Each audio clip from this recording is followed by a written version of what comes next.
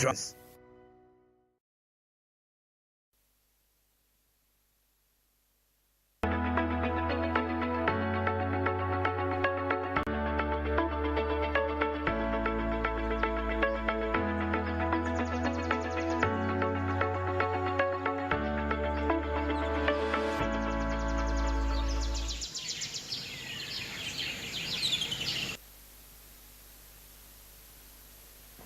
Welcome back to Smart Means Business, and of course we're into our second hour of Smart Means Business. My name is Masika Tsime, and of course we were here earlier from 7 a.m. and of course still taking you all the way till 9:55 a.m. of course with interesting topic of the day that we have. But of course right about I'm joined with Andrew Barije, and of course he seems to be actually excited for this morning. It didn't shower. I saw some little bit of light. That means it's really promising during the day. Yeah. Yeah. And yeah, okay. Anyway, it's just 5 minutes in, and of course, as you know, here in Smart Means Business, we are here to get you motivated and inspired. Whatever is really pressing you, whatever challenges that you do have, actually, if you've taken time, if you feel you have some, huge burden on you, take time and listening to people. Trust me, you'll feel you're a little bit better. So do get time once in a while to listen to people, and you'll feel how lucky you are and blessed that what you call big could be small, it could be a tiny little thing for someone out there. Of course, let's get inspired so that we can start our day.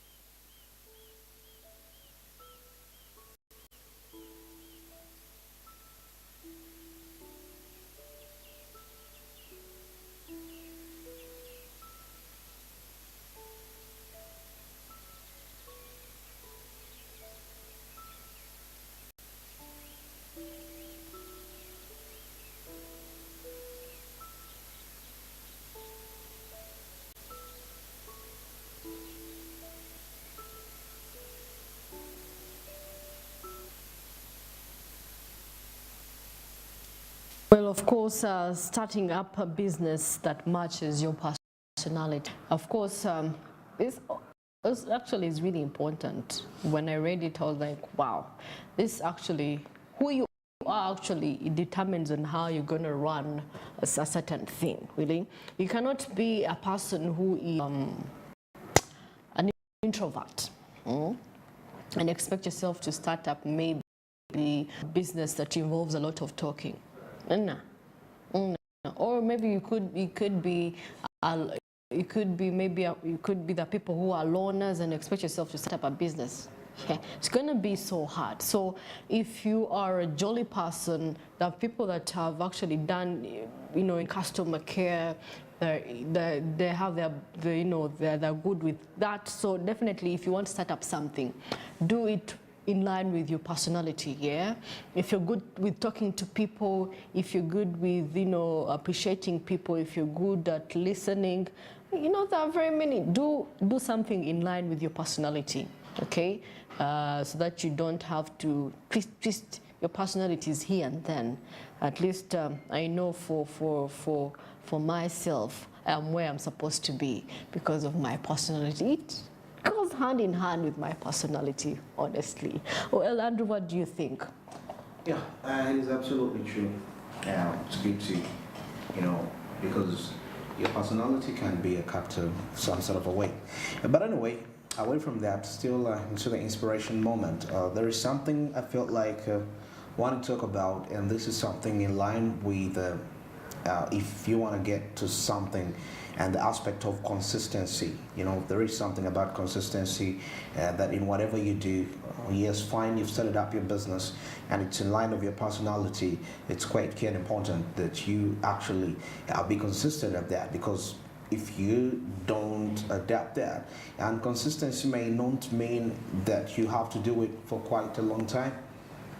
10 minutes a day of concentration are worth more than 8 hours today, and you spend another 4 weeks without not doing it, and you spend another month, you do it 2 days, but if you can be consistent at it for 10 minutes forever, trust me, there is going to be a big difference as all of that. So yeah, so starting a business in your personality and the consistency, you will be in position to actually get to where you want to get. You know, actually, I was just, when you're talking about personality and all that, I was thinking, you know how we be in a working environment, and of course we have different personalities, and at the end of the day, and of course, you know, some people actually draw energy from others, do draw energy from others. How would you you know, because if you came in a different mood, you know, and we work together, it's going to impact me at the end of the day. Yeah. So, you know, that has created challenges for some people, even in the same household. When it comes to the same household, the energy that you give as a person determines on how the other is going to react towards it. Yeah. You're going to come, you're quiet, someone is saying hello, you're not. I just feel like it's just a thing that we should actually really try to make sure that we understand. Once you're from their home or you're from work, just try to enjoy the moment here. Forget about that, just focus here. Because you never know, you know, someone can light up your mood, really. So let us not dwell on people's energies. I know some people, people's energies are so toxic at somehow. You are happy, you're in high spirits, and you know, trying to talk to someone, but they're not really, and you're trying to get words out of them, what is really happening, and they're not talking. So please. Yeah, everyone have reasons why they do the things they do. Yeah. So personality, we also have to understand each other at our different workplaces. Even if you're running a business and you have an employee, and they're coming in late, they're puzzled, they're, you know, and maybe you could give them some space. Space is actually really good. Yeah, it's important to give people space. It heals everything. It heals, but then try to, at least when someone cheers you up, smile. I mean, see, you can't call a smile, you don't have because no, I don't anyway. By the way, there is nothing like smiling when you're depressed. Then get out of that depression mood, you know. People are, the number of mental cases are increasing, so definitely watch out for your mental health. Well, of course, today we are talking about the different trends that are happening in the different industries, and of course in the morning call I was giving them the digital transformation and technology trends. You know, I was looking at Kenya, looking at South Africa, looking at Rwanda with the mobile money, M-Pesa leading. So definitely when it comes to technology, we are somewhere. So in Africa, by 2025, we're expecting 600 million people to actually have mobile phone access, access to mobile phones, the smart mobile phones. Then by 2025, still 500 people will be able, expectations expected to access internet penetration actually in Africa? 500 million people, billion people. Very true. Actually, there is quite in Africa. I mean, East Africa, even Uganda at the same time, but also the world at large. And some of the key countries that have actually had these transformations when it comes to the digital transformations in the various sectors. Rwanda is one of those nations. South Africa is part of this. Ghana, then Nigeria, because as we're going to be observing this report. But of course, before we get into what are the future anticipations, probably we can take a look at quite a few, can I call it, emerging trends in various industries. And of course, artificial intelligence, this is something that is everywhere. We may not really talk about much about it, but of course, one of the key things which I wanted us to ponder on is the aspect of the Internet of Things. Of course, the Internet of Things, what I mean is that having every gadget of yours when it's actually connected to the internet. You could have your fridge connected to the internet, you could have your phone, your watch, everything. And of course the IoT is being used in a variety of industries. That is in Uganda to collect data that is about the physical world, and of course which can be used to improve efficiency, safety, and of course talking about conveniency. And a good example in here is the manufacturing sector, where we see in the Internet of Things all the IoT sensors that are being used to monitor equipment performance and actually predict maintenance needs. Now, of course, when we see in the transportation sector, the Internet of Things sensors are being used to track the location of vehicles and optimize traffic flow. So if you're really having plans to get into those industries, manufacturing, the transportation, you have to be well versed with that trend of the Internet of Things, and most especially when it comes to the IoT sensors which are used in the manufacturing sector. You must be able to understand that you will have to actually monitor performance and predict maintenance needs. If you're hired in a position in some sort of a way, that's how it can be really very useful. So you need to acquaint yourself with this knowledge. And when it comes to those into the transportation sector, Internet of Things used to to optimize traffic flow. And of course it also utilizes IoT sensors are also being used to monitor water and energy consumption. So those that are really planning to venture into such need that knowledge. Well, as we proceed here, of course, IoT adoption, Internet of Things adoption in Africa. In Rwanda, the government is actually using IoT sensors to monitor air quality in the capital city of Kigali. So if you're really that kind of a person that is planning to head into that industry, you must be willing to adapt to this trend.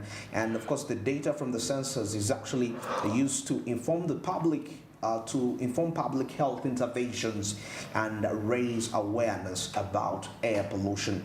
Now, in South Africa, I mentioned about South Africa, the mining company of Anglo-American is using Internet of Things to, IoT sensors to monitor the safety of its workers. So if you're hired as a safety officer there, you must be in position. I'm trying to show you how the Internet of Things is actually working out in the various industry in the different countries. In Uganda, we've seen it in the manufacturing sector. Predicting maintenance needs, optimizing traffic flow for those in the transportation sector, and of course coming in down to Rwanda, air quality, Internet of Things. So if you're into that industry, you must acquaint yourself with the Internet of Things. And of course the mining industry in South Africa, that is the Anglo-American, which I mentioned, which uses these IoT sensors to alert them, to monitor the safety of the workers. Now in Tanzania, just our neighbors here still, the mobile operator Vodacom is actually using the Internet of Things to monitor the condition of crops. So agriculture, you can still see that this still really comes back. And the data from the sensors is actually used to provide farmers with advice on irrigation and fertilization. You can really see Internet of Things, how it is really working. But definitely, blockchain is one of that, of another trend which is emerging. Now in Uganda, it's used to improve transparency, security, traceability. Of course, for example, in the supply chain sector, blockchain is actually being used to track the movement of goods from origin to destination. and there is a high degree of safety because data is in a chain it's as a whole. I mean, it's not independent, which, you know, if you, it's like more like when you're staying alone, there are high chances of you being at risk when it comes to security. But now you are in a collective, you're in a group of people. This is what really blockchain is about, getting to understand. And Africa has adopted blockchain. In Kenya, the government is using blockchain to manage land ownership records, you can imagine. And this is helping to prevent fraud and make it easier for people to buy and sell land. Yeah, because how are you going to forge titles in this way? Because they're kept properly in the blockchain. And, you know, in Ghana, the mobile operator Tigo, you've heard of it, is actually using blockchain to develop a mobile wallet. And now this is allowing people to store the transfer money securely without the need for a bank account. I think that really cards out. Now Nigeria, the startup BitPesa, you know, you've heard of BitPesa, is using blockchain to facilitate cross-border, that is payments. And this is making it easier and cheaper for people to send money to other countries. So you can actually see every industry. Because right now we ought not to be just thinking about, taking over industries in Uganda. Occupying the sectors in Uganda. We should be having a continental mindset.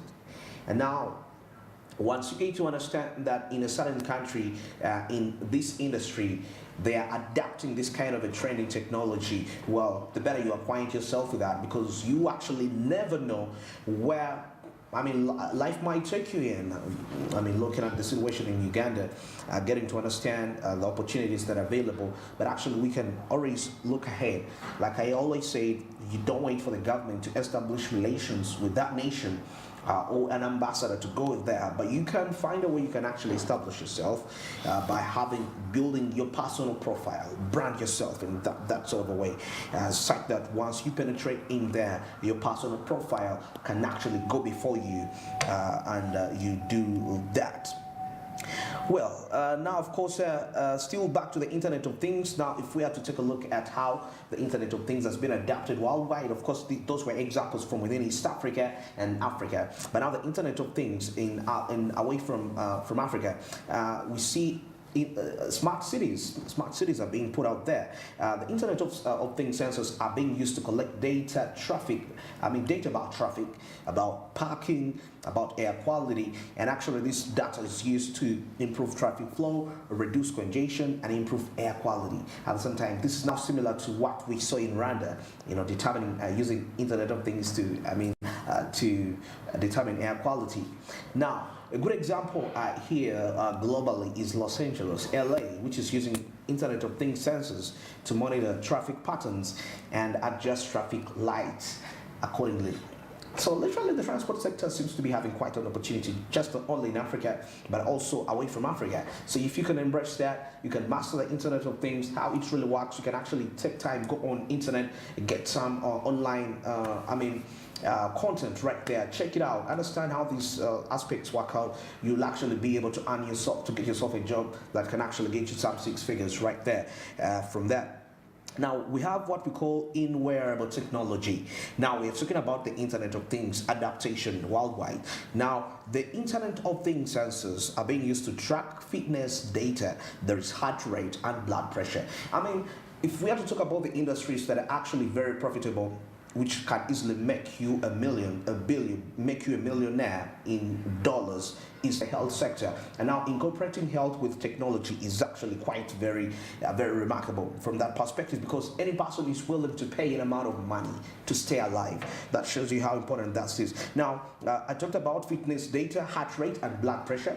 Now, this is wearable technology. Now, this data can then be used to provide personalized health and wellness advice. You provide people advice. You've checked out my blood pressure, my heart rate, my fitness rate, so you can be able to advise me accordingly. So I'm gonna do whatever it takes to pay for that service, by all means. Now, this data can be used to provide, like I said, wellness advice, and a good example is the Fitbit. Fitbit now is a company that makes wearable devices that actually track steps taken, calories burned, and sleep quality. Can you imagine if sleep quality is actually measured? All this is technology and health, because sleep quality determines the state of your health at the end of the day. Now, in connected cars, Internet of Things sensors are being used to monitor the performance of car engine, brakes, components, and now this data can actually be then used to predict maintenance needs, like we saw in the manufacturing sector here in Uganda, maintenance needs and prevent breakdowns. A good example is BMW, a company that is developing cars that can actually communicate with each other and with traffic infrastructure. You can really see how really amazing this. Now, in Europe, the Internet of Things is also, by the way, Internet of Things is the big deal right now. It's still in its early stages of development, but that's what we're actually heading. I have my phone. My phone is connected to my fridge. I can tell my fridge, help me freeze these to these kind of degrees, and it's going to do it for me. I don't have to go and do it physically. I can tell that to my oven using my phone. So that is simply just the Internet of Things, how it's actually working. Now, the European Union is funding a project to develop Internet of Things network that will connect homes, businesses, and transportation systems. This is a great initiative. In Uganda, I don't know how far we can actually really adapt to that. But we can, because in Europe it's already being done. In India it's being done. The Indian government is using the Internet of Things sensors to monitor water levels in rivers and dams, and this data can be used to manage water resources more effectively, because one of those resources that are going to be really needed time to come is water. So you control the water, you're the rich person. Now, finally, here in Latin America, the Inter-American Bank is funding a project to develop Internet of Things network that will connect rural communities to the internet. Isn't that perfect? Blockchain, of course, already in Uganda we have it. Though it's still developing to a certain degree, because the only disadvantage that we face is ignorance and the rate at which we actually adapt to these particular trend. Well, that is it for this discussion for now. It's exactly 25 past 8, and now Smart Means Business takes a break, and when we return, we shall be taking a look at what's happening into the world of business, entertainment, and sports at the same time. Stick around.